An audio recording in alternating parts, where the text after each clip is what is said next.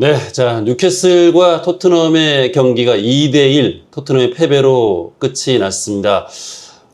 뉴캐슬이 뭘 잘했는지, 토트넘은 또 이제 뭘 못했는지 경기 내용에 관해서 이제 한준 기자와 함께 얘기를 나눠보도록 하겠습니다.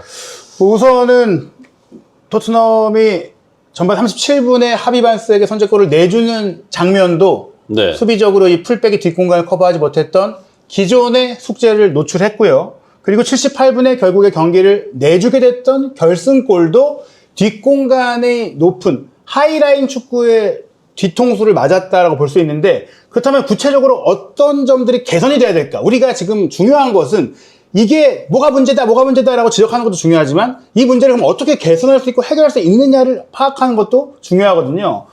오늘 경기는 저는 패배하긴 했지만 지난 시즌 후반기만큼 절망적이었다고 생각하진 않아요. 네. 저희가 입중계 중에도 여러 차례 말씀을 드렸지만 손흥민 선수를 후반전에 원톱으로 다시 올리면서 클루세프스키 선수를 에버튼전 때처럼 처진 공격수 역할을 맡겨주면서 그 스위칭 플레이가 중앙에서 이루어지니까 사실 후반전은 경기를 꽤 잘했단 말이에요.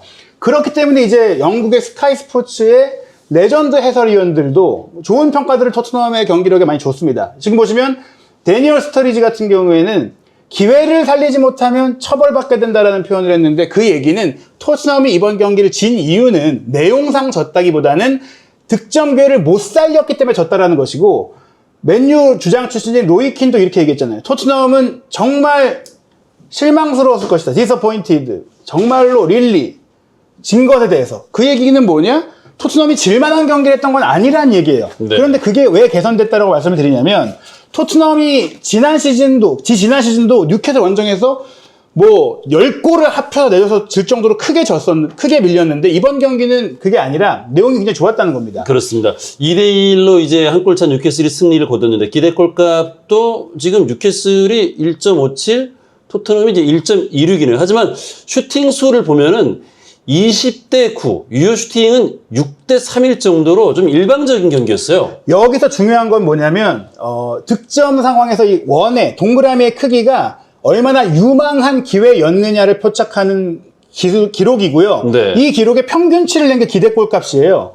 그러니까 토트넘이 훨씬 더 많은 기회를 만들었어요. 20개의 슈팅을 했고, 뉴캐슬은 9개니까 토트넘이 원정팀인데 2배 넘게 슈팅을 했잖아요. 그리고 점유율도 뉴캐슬이 솔직히 지지난 시즌에 챔스에 나갔던 팀이고 지금 스쿼드가 좋은 팀인데 공을 원정 와서 지배했다는 얘기예요. 그리고 유효 슈팅조차도 2배 차이가 났습니다. 토트넘이 훨씬 더 많은 기회를 만들었는데 왜 그러면 뉴캐슬의 기대골 값이 높게 나왔느냐? 그 얘기는 두 골 장면이 너무나 확실한 게였기 때문에, 특히 네. 이 근거리에서 나왔던 이삭 선수의 결승골 장면이 너무나 확실한 기회였기 때문에 그렇죠. 그런 것이지, 그 장면을 빼놓고 보면 토트넘이 더 많은 좋은 기회들을 만든 경기였다. 이렇게 많은 슈팅들이 나왔잖아요. 네. 그런데 이번 경기 토트넘이 아쉬웠던 것들은 이렇게 중앙의 좋은 지역에서 슈팅이 많이 나왔는데 뉴캐슬처럼 이 페널티 에어리어 안쪽 골 에어리어 지역에서 들어가지 못하면서 여기서 좋은 슈팅이 안 나왔다는 거죠.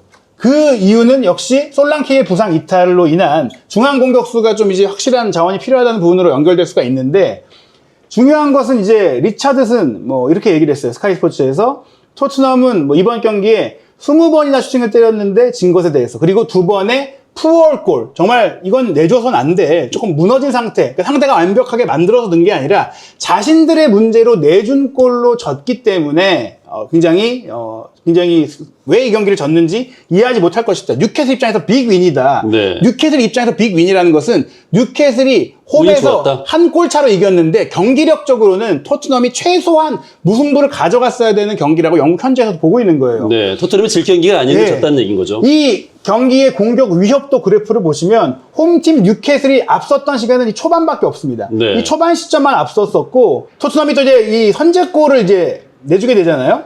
이 상황이 굉장히 위협적인 상황도 아니었다라는 거예요. 그렇죠. 네. 토트넘이 막 몰아치다가 역습을 당했다라는 거죠.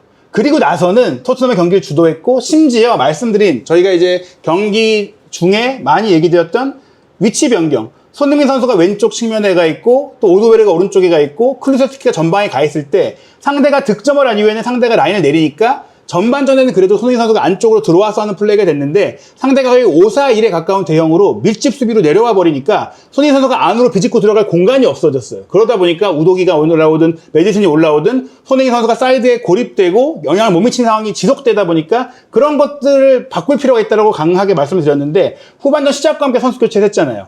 오른쪽에 이제 존슨을 두고 사르를 빼면서 손흥민 선수를 중앙 공격수로 올렸을 때 경기 위협도가 매우 높아졌고 그러면서 상대의 자책골을 유도해내는 동점골이 나왔어요. 그리고 나서도 토트넘이 분명히 역전골을 갈 수 있는 상황들을 막 만들다가 네. 심지어 토트넘이 매우 위협적인 공격을 하던 시점에 결승골을 내줬다는 것이죠. 이삭 선수에게 골을 내줬는데 이제 그 장면은 사실 뭐 카운터택으로 7점을 한 거잖아요. 네, 그 상황을 이제 하나씩 짚어보면 뉴캐슬의 기대의 득점값이 언제 토트넘을 추월했느냐. 앞서 말씀드린 대로 이 이삭의 골이 나왔기 때문에 추월한 거예요. 네. 그 전까지는 토트넘이 이길 경기를 하고 있었던 거예요. 후반전은 거의 일방적이었어요. 그러니까 사실 뉴캐슬은 이 두 번째 이 결승골이 기대값이 높았기 때문에 최종적으로는 마치 더 많은 기회를 만든 것처럼 나왔지 그 전까지는 토트넘이 2-1로 이기거나 내지는 1-1로 비겼어야 되는 경기를 운영을 했다는 거죠. 네, 그렇다면 이 장면. 첫 번째 골을 내줬을 때 문제는 뭐냐? 토트넘의 풀백 뒷공간의 문제를 말씀드렸죠. 근데 이 상황에서의 문제는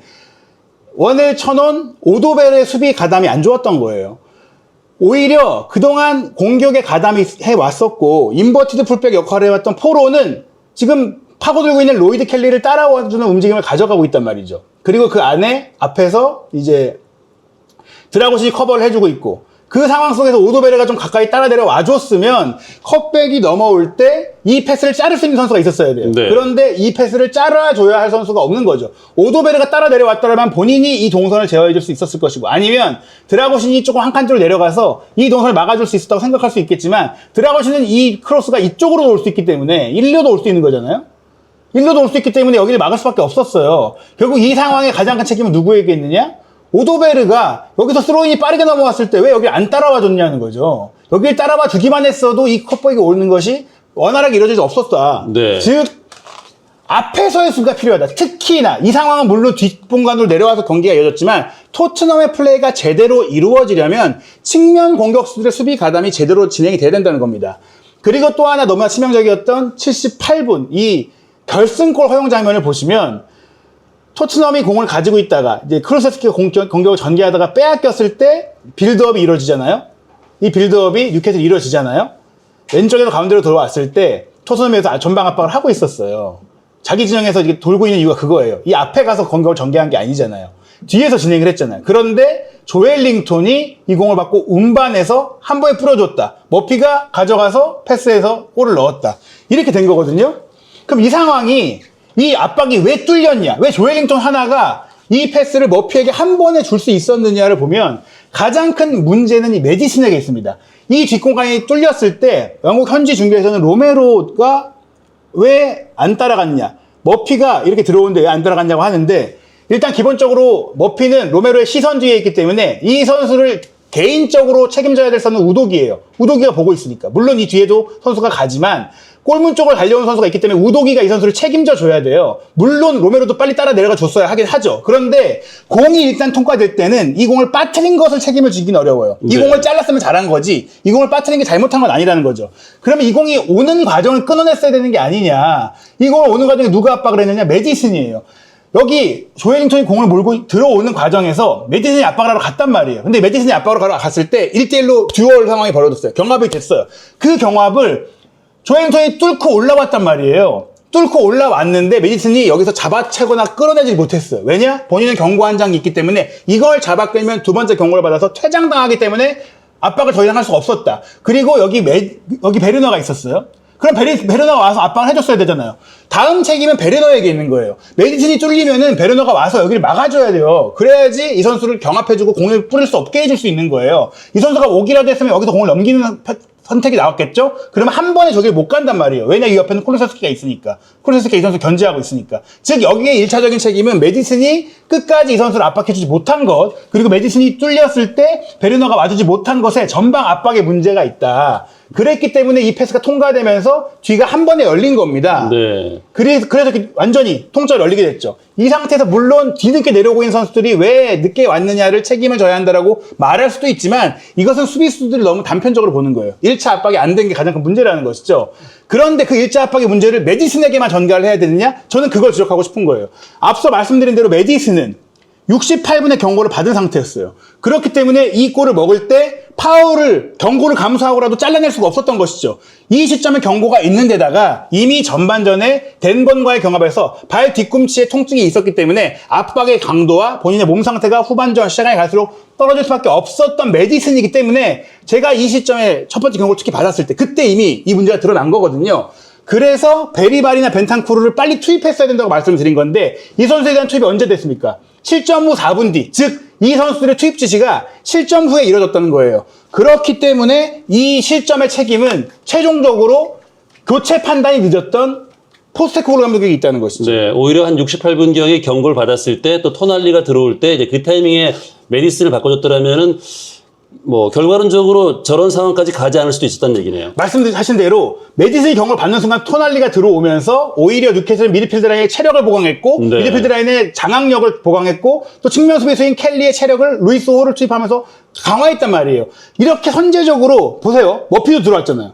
62분에 머피가 들어온 선수가 엄청난 속도로 어시스트 해냈죠. 토날리가 들어와서 경기 장악했죠. 홀이 들어와서 측면 수비 커버했죠. 이렇게 경기가 안 풀리던 뉴캐슬이 교체를 통해 경기력을 상승시키는 동안 토트넘은 넉놓고 있다가 골을 먹었다.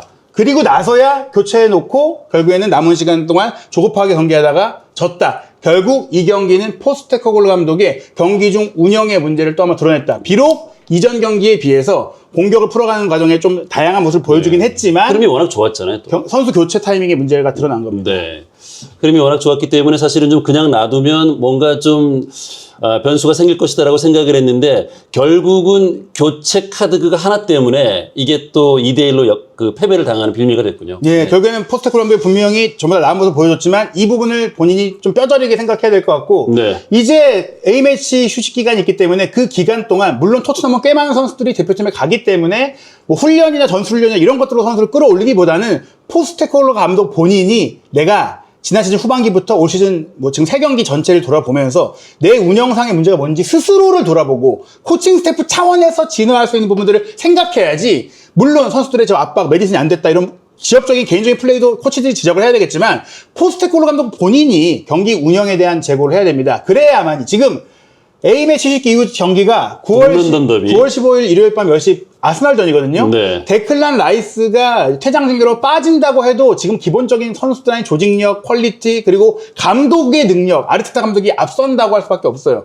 이 경기를 이기기 위한 모든 머리를 써서 전략을 준비해야 된다. 긴 안목으로 미래를 설계하는 게 아니라 이 아스날전을 어떻게 이길지를 포스테코글루 감독은 생각을 해야 된다는 거죠. 그렇습니다. 지난 시즌 초반이 이제 워낙 좋았는데 올 시즌 초반에 좀 일찍 패배를 당했잖아요. 그것도 이제 뉴캐슬을 상대로 패배했기 때문에 북런던 더비에서 좀 희망을 봐야 돼요. 연패는 절대로 안 되는 거잖아요. 네, 연패는 절대 있어서 안 되고요. 또 그 다음에 경기도 중요한 게 토트넘이 이제 이 정확한 날짜는 아니에요. 이 아스날과 경기 치고 나서 주중 경기로 카라바오컵 코벤트리 시티와의 원정 경기를 치르는데 2부 리그 팀이기 때문에 얕볼 수 없어요. 근데 이 대회를 포기하면 안 됩니다. 손흥민 선수도 올 시즌에 우승을 원한다고 했고 그렇죠. 토트넘은 컵 대회에서 무조건 우승을 노려야 하는 시즌이에요. 그래서 이 경기도 중요하고 그다음에 브렌트포드 그리고 카라바흐와의 유로파리그 첫 경기까지 9월에 있고 9월 마지막 일정이 맨유전이거든요. 아스날전을 제대로 못 풀어갈 경우에는 계속 부담이 가중되기 때문에 정말 이 상황을 타개하지 못한다면 포스테코글루 감독의 경질론도 나올 수 있다. 왜냐? 이 뉴캐슬전의 패배는 감독의 운영 실패로 나왔기 때문에 감독에 대한 책임론이 커질 수밖에 없다는 겁니다. 네. 자, 그리고 2020 피파 월드컵 아시아 3차에서 이제 팔레스타인전. 참, 이 경기 어떻게 진행될지 참 궁금합니다. 네, 이제 월드컵 3차 예선 경기는 쿠팡 플레이를 통해서 보실 수 있고, 또 월드컵 최종 예선이기 때문에 SBS, KBS를 통해서 여러분들이 지상파로도 보실 수 있는데요. 손흥민 선수가 이제 대표팀의 2장으로 합류를 해서 팔레스타인전 5만전으로 이제 월드컵 11회 연속 본선 진출에 노리게 됩니다. 한준TV는 계속해서 또 이제 새롭게 시도하고 있는 라이브 방송, 입중계 콘텐츠를 준비하고 있는데요. 토트넘 경기, 그리고 그 외에 많은 한국인 유럽파 선수들의 주요 경기, 그리고 한국 대표팀의 경기까지 입중계를 준비하고 있으니까요. 한준TV 구독, 좋아요, 알림 설정으로 또 커뮤니티 게시판에 올라오는 입중계 편성표를 통해서 한준TV의 입중계로 축구 경기 재미있게 즐겨주시기 바랍니다.